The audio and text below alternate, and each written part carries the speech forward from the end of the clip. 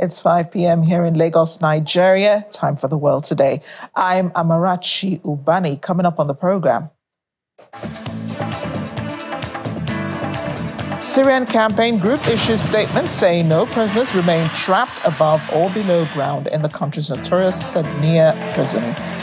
South Korea bans President Yoon Suk-yeol from traveling overseas as prosecutors weigh possible insurrection charges over martial law. Plus, authorities step up security in India after dozens of schools received bomb threats. Let's begin the world today. And it's been more than 24 hours now since the HTS took control of Syria, ousting the government of Bashar al-Assad. And right now, attention is turning to the Sednaya prison in the Syrian capital, Damascus. The White Helmet says it is investigating allegations some inmates are being detained in underground cells. It's offering $3,000 as reward for secret prison information, which could lead to the identification of the secret prisons. The Association of Detainees and the Missing in Sednaya Prison group insists there are no detainees left in the prison. In the meantime, Arab and Syrian news outlets are reporting that Mohammed al-Bashir will lead the country's transitional government as interim prime minister. Al-Bashir previously led the administration of that rebel group, the Hayat al-Sham, set to run Idlib province, a province for the Islamist militant group and its allies from which it launched its offensive. Here's more on what's happened today.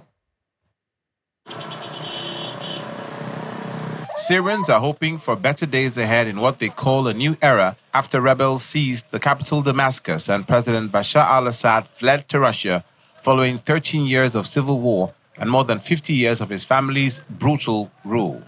For some residents, they've been waiting for this day for 50 years, while others expressed they were living in a big prison, and it's been 50 years during which they couldn't speak nor express themselves.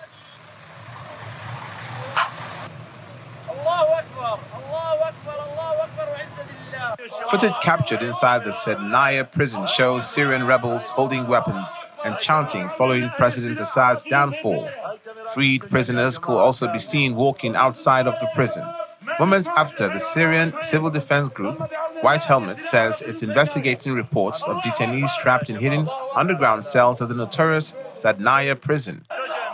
The campaign group, Association for Detainees and the Missing in Sednaya Prison, issued a statement saying no prisoners remain trapped in prison, above or below.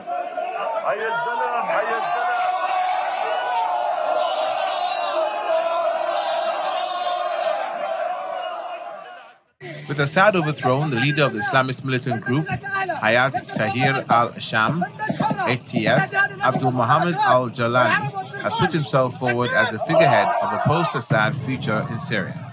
HTS, an organization for the liberation of Greater Syria, stepped into the limelight in 2016.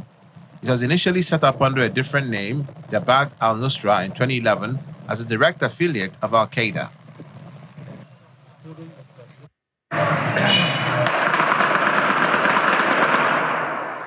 The group grew out of the original Arab Spring protest movement that erupted across the Middle East in 2011.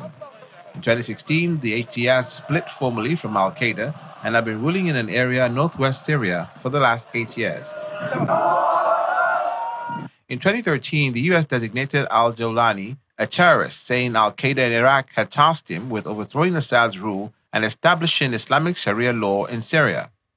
Rewards for Justice, the U.S. Department of State's premier national security rewards program, is offering a reward of up to $10 million for information on al-Jawlani. In the meantime, the Syrian rebel flag has been raised over the Syrian embassy building in Moscow. The Kremlin says it was too early to say what the future will hold for Russia's military bases in Syria, adding it will be the subject of discussion with the new rulers in Damascus. And for the UK government, it is considering removing the HTS from the list of banned terrorist groups after the rebels led the overthrow of President Bashar al-Assad in Syria. As it stands now, Bashar al-Assad is currently in Moscow, having been granted asylum by Russian President Vladimir Putin. He fled the Syrian capital, Damascus, just as the rebels entered the city, and his location remained unknown for a while before it was reported by Russian media that he had arrived in Moscow on Sunday evening. Hours later, leader of the HTS, the group credited with ousting Assad's government, made a surprising visit to the Great Umayyad Mosque in Old Damascus. The Syrian rebel commander, Abu Muhammad al-Golani, was greeted by cheering crowds as he entered the historic Umayyad Mosque, following the rebels' declaration of President Bashar al-Assad's ouster. He described the victory as a turning point for the region, accusing Assad of having handed Syria over to Iranian ambitions while spreading sectarianism and corruption. He said, "This entire battle, my brothers, which has unfolded thanks to God, is purely revolutionary. We did not seek help from anyone, nor did anyone support us. Instead, we relied entirely on ourselves, on our own resources and efforts. All this achievement came from our work alone. You witnessed the missiles we made, the bombs we created, and the planning we executed, all as part of revolutionary actions." Russian media announced news of Assad's whereabouts after hours of speculation. He had arrived in Moscow and has received asylum in Russia, he and his family. Russia has supported the Assad administration since the beginning of the Syrian conflict in 2011, politically, with military aid, and with direct military involvement. Up until last week, Russian airstrikes targeted rebels in Syrian cities. On Sunday last week, Russia carried out a series of airstrikes in Syria as the rebels advanced after seizing Aleppo. Warplanes also struck rural parts of Idlib and Hama, where the group leading the rebel offensive took control. Your brutal authoritarian rule by Leaders around the world reacted to Assad's ouster. U.S. President Joe Biden described the situation as a moment of historic opportunity for the long-suffering people of Syria to build a better future for their country. At long last, the Assad regime has fallen. The British Prime Minister Keir Starmer welcomed the news. I welcome the fact that Assad has gone. The Syrian people had to put up with his brutal regime for far, far too long. The German Chancellor Olaf Scholz said he stood with the Syrians and was hoping for a free and peaceful future. He said Germany would offer its support. The Israeli Prime Minister Benjamin Netanyahu hailed Assad's ousting as a historic day that follows blows delivered by Israel against Assad supporters, Iran and Hezbollah in Lebanon. Iran, on the other hand, says only the Syrian people can make a decision about the country's fate without any destructive foreign meddling. A statement from the Iranian government says it continues to closely monitor developments in Syria and the region and will adopt appropriate approaches and positions. In the meantime, Syrians in major cities across the world celebrate Assad's exit and possibly the end of a 13-year civil war. Amarachi Ubani, Channel Television News.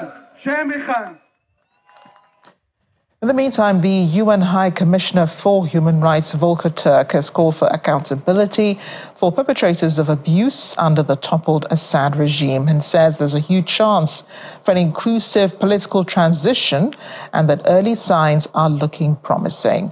It was saying these at a press conference in Geneva, Switzerland.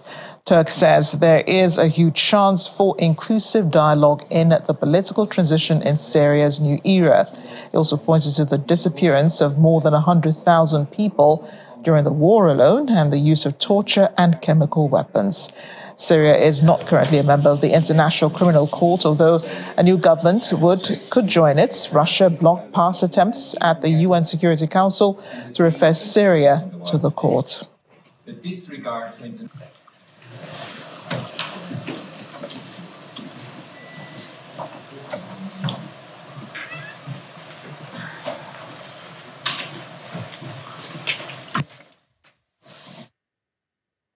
And we heard from the Israeli Prime Minister Benjamin Netanyahu earlier his thoughts on the toppling of the Assad government, but the IDF forces are continuing their offensive in the Middle East. Foreign Minister Gideon Saar confirmed that Israel attacked suspected chemical weapons and missile stores in Syria today, saying that this was to stop them falling into the hands of extremist factions. He also mentioned that the presence of Israeli forces in Syrian territory is limited and temporary. Referring to Syria's most powerful rebel leader, Abu Muhammad al-Golani, Saar said Israel considered most of the rebel leaders as having a dangerous and extreme ideology of radical Islam, and said Israel is hoping to head off any threat that could emerge in the fallout of Syrian President Bashar al-Assad's overthrow. Situation now. The one who leads and takes control in Damascus right now, Jolani and others, are people with an extreme ideology of radical Islam. That's why our expectations from the new entity are realistic, and we will follow their steps, and we will follow their deeds. The steps we took, the only interest we have is the security of Israel and its citizens. That's why we attacked strategic weapon systems, like, for example, remaining of chemical weapons or long-range missiles and rockets, in order that they will not fall in the hands of extremists. In the context of violations of the disengagement agreement we have with Syria from 1974, including, during last Saturday, attacks on UNDOF's positions and outposts near our border, and with regard to a threat on our security, mainly our communities in the Golan Heights, we took in some points, ruling territories near the border, in order not to be surprised from October 7 in the Syrian border. I emphasize, it is a very limited and temporary step we took from security reasons. China's added its voice to the many reactions to what's going on in Syria. The Foreign Ministry spokesperson, Mao Ning, earlier today urged for a political solution to be found as soon as possible to restore stability and order. She said that China is closely following developments in Syria and hopes all relevant parties will act in the fundamental interests of the Syrian people. She said, and I'm quoting here, "The future and destiny of Syria should be decided by the Syrian people, and we hope that all relevant parties will find a political solution to restore stability and order as soon as possible, based on the principle of responsibility for the long-term and fundamental interests of the Syrian people." I want to bring in now National Security Risk Strategist Vince Onyekulu, who joins us from Abuja to discuss more on this. Vince, thanks for joining us on the program, as well as International Affairs Analyst and former Speaker of the Rivers State House of Assembly, the Right Honourable Ikunyi Owaji Ibani. He joins us from Port Harcourt, the Rivers State capital. Gentlemen, thank you for joining us on the program. Thanks for having me. Thank you for having me. And I want to ask you both, do you consider the HTS topple of the Assad government a win for Syria? Let's begin with you, Vince. What do you think? Obviously, I would say that HTS is only a front of the organized stakeholders that toppled Assad. HTS did not achieve this alone. Rather, there are so many other stakeholders that were involved in the toppling of Assad.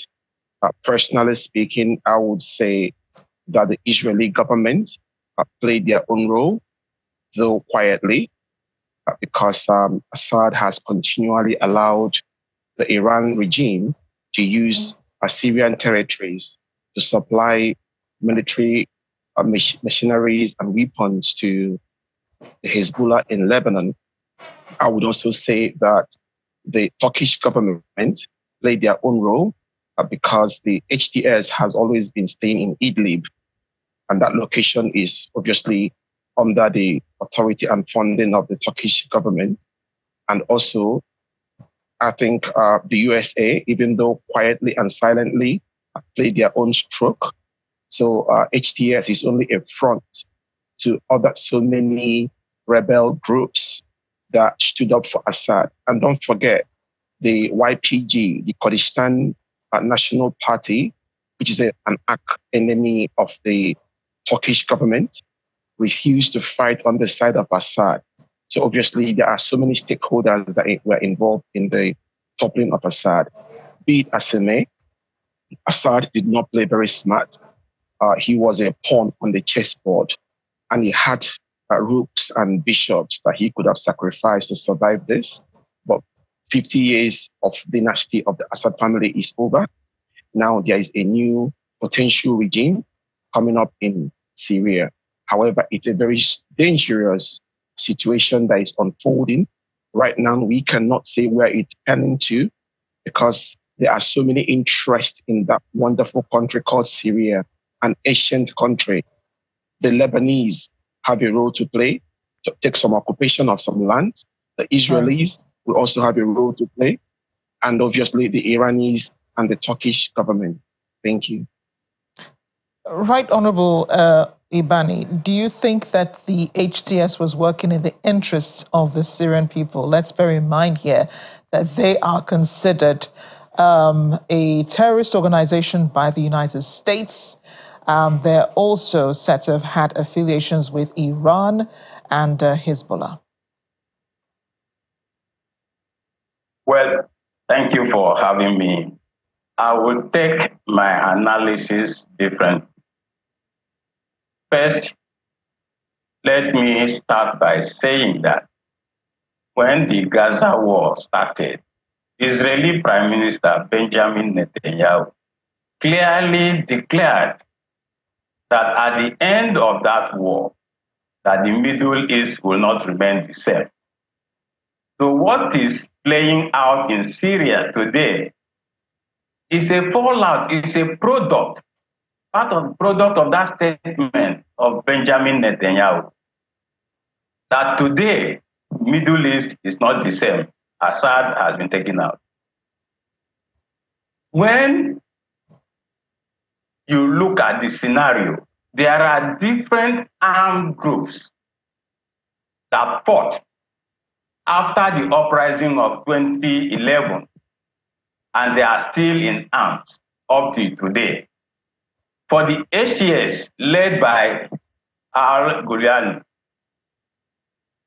from his statement, you can see that the interests of Syrians who have suffered over 5 decades of monarchical and autocratic rule of the Assad family is what is galvanizing the people. Yes, someone must be able to serve as a symbol of struggle anywhere it may occur. And for dictators, when there is popular uprising, there is no hiding place for a dictator, especially for one who has ruled his people with iron fist, without mercy. Today is an unfolding drama. It's an unfolding scenario. We cannot say that Giuliani does not have the interest of Syrians. From his statement, I watched and I listened to him that the success, the victory is for Syrian people and not for any armed group or any particular sect in Islam. We should be able to look at him, take him by his word. If you look at his transition from 2011, yes, initially he was classified as a terrorist. But you can also know, if you take the word of Vespucci, the astrologer that Niccolo Machiavelli met to ask if he was born under unfavorable star. He told him clearly that yes, you can fashion or determine your destiny by seizing every opportunity that is presented to you, and you adapt to changing circumstances.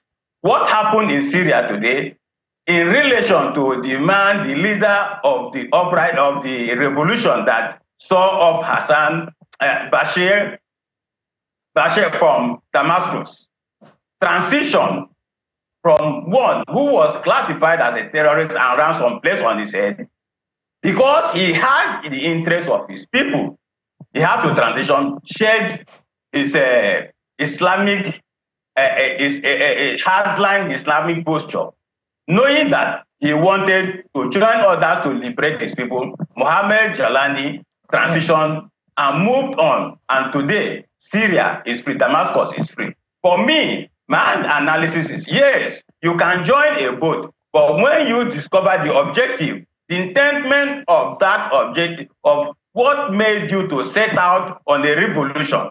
The revolution is not an evolutionary thing. It's a revolutionary action by the undertaker. So what Giuliani and his men did today in arms is to see up the autocratic rule, the suffering, the pain, the torture of the Syrian people. Right, but now they're faced. Yes, but now we're faced with, who really governs Syria. I mean, now the hard work begins as to who is the leader of Syria, who's the one making the decisions, who's the one relating with the outside world on behalf of Syria. Do you think that this is a role that the leader of a rebel group should be taking on?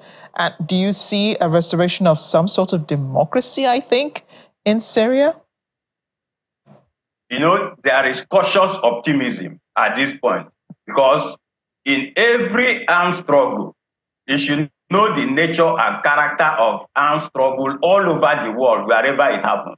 But that what they will do at this point, there must be human face attached to whatever struggle. Having achieved this particular objective, immediate objective, the longer term objective or the future objective is to see that the Syrian people, everybody is on board, and that there is peace and tranquility, there is freedom in Syria. For them to do that, they cannot do that the way they started the revolution. The revolution at this point must be able to give way to some evolutionary thoughts. Evolutionary thoughts of the people. You have the different stakeholders of Syria. You have even other people that would have helped them, because behind the scene, there would have been assistance coming from here and there. They should be able to bring it at this point to a level where there is no militarism, but that civil rule, civil law should be able, civil regulation should be able to take over militarism at this point. It is if they go through this way that you can see that the whole people, the whole population that is jubilating today all over the world, all Syrians, those outside Syria and those within Syria jubilating at this success, should be able to have sense of identity, sense of purpose, sense of unity to ensure that they don't return the way they came. And here that they have gotten to, they should be able to move Syria, the state of Syria, beyond where it is today. Therefore, I advise the leaders, especially Mohammed Jalani, having done this by transitioning from a terrorist to one who is now seen as the face of the struggle to see off Assad in Damascus, to ensure that he is in line, he is in tune with the civil society in Syria and the common people who also supported the struggle. It is only this way that they can go and ensure that Syria is completely and totally free, and that the people are free to decide who rules them. Thank you. Thank you for this analysis. Vince, I'm going to bring you in here because, we've talked about Israel's offensive in the Middle East, and the Israeli government is still very cautious, of what's going on in Syria. In fact, I dare say that it is because of Israel's efforts in the Middle East That is why this has happened, in Syria. But today, the Israeli military has been targeting chemical weapons thought to be stored in different parts of Syria. And it's also, after all of those smaller groups that do maintain affiliations with Iran. Some have said that Israel is simply complicating issues. What do you think? Did Israel help, or is Israel making things worse? Israel helped in a very big way in what happened in Syria. Number one, the ability of Israel to degrade the military capability of Hezbollah, which naturally supports the Assad regime, because Hezbollah know they need Assad to get military machineries from Iran into Lebanon. So when Hezbollah got degraded, they are actually seriously affected. And their hope is to recoup their weaponry. And now the war started in Syria once again. So Israel played a strong role on the side of Lebanon and Hezbollah. Now, on the side of the other neighbors being Turkey, Turkey obviously doesn't believe in Israel because they are against the war between Israel and Hamas. And the bottom line here is Israel had to negotiate also, potentially negotiate with Turkey for them to be able to get this war with Syria in such a fast resolution within 2 weeks of starting. But the bigger picture here is now Israel is fighting for their own survival, because the people that are called the al-Jawlani of this world is a known terrorist. Al-Jawlani, even though that is not his real name is al-Shara. That is the name he was given birth to. Obviously, al-Shara is a Sunni Muslim who was born in Saudi Arabia, who was seriously criticized for having a romance with an Alawite girl. Why am I painting this picture? The presence of a known terrorist, a former member of Al-Qaeda, now who is trying to reinvent himself to become a civilian politician, does not sit well with certain people in the world. And Israel will have to continue to delete any potential terrorist that could tomorrow be a headache for the state of Israel. Now, all through the Golan Heights, Israel is beginning to take charge of the territories there to act as a buffer zone, knowing fully well that nobody can trust al-Jawlani or al-Shara, whatever his name is. Now, the Sunnis are the most populous group in Syria, although al-Assad is an Alawite. Will the Sunnis allow the Alawite again or the Shia to take over Syria? I'm not sure, because Saudi Arabia, where al-Jawlani was born, may have a stake to play also, because if Syria goes back into the hands of Shiites, Iran will continue to have its presence in Syria. But right. If Syria goes back in the hands of the Sunnis, that will give more peace to Saudi, that will give more peace to Turkey, and that will even give more peace to Israel. So I'm thinking there are political people that went on exile in Syria. They may all have to come back, and that's when the big tussle will determine who is in charge of Syria in the future, or if it degrade back to the Iraq of this world, or even the Libyas of this world. I guess we have many days ahead of us to discuss this. Right now, the White Helmet is investigating the notorious Sadnaya underground prison. The prison authorities have said there are no prisoners being kept under there, but then we're still waiting for, real proof that there are no prisoners there. Thank you so much, gentlemen, for joining us on the program. Vince Onyekwulu, security risk strategist, thank you for joining us, as well as former Speaker of the River State House of Assembly and now International Affairs Analyst, the Right Honorable Ikui Owaji Ibani. Thank you for joining us on The World Today. Thank you for having me. My pleasure. Thank you. Thank you.